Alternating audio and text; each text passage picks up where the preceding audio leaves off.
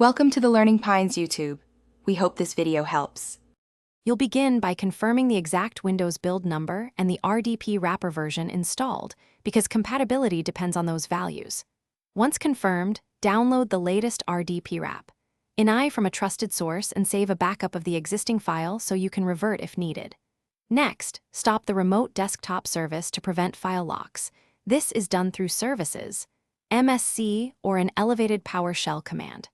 After stopping the service, replace the Ini file and restart the service to test. Now you'll run RDP wrappers update and install commands with administrative rights to apply the new configuration.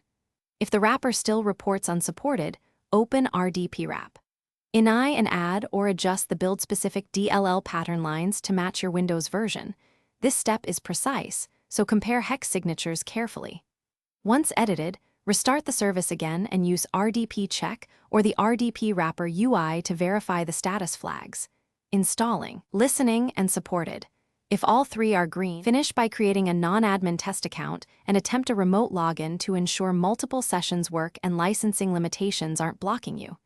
If the wrapper still shows unsupported, rerun the update, reopen RDP wrap. Ini, and carefully validate the pattern syntax you added. Small errors break matching.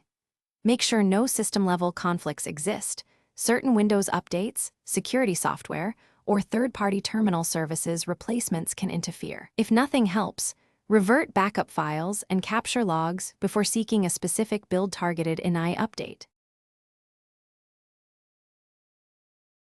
Thanks for watching. Consider subscribing if we helped you.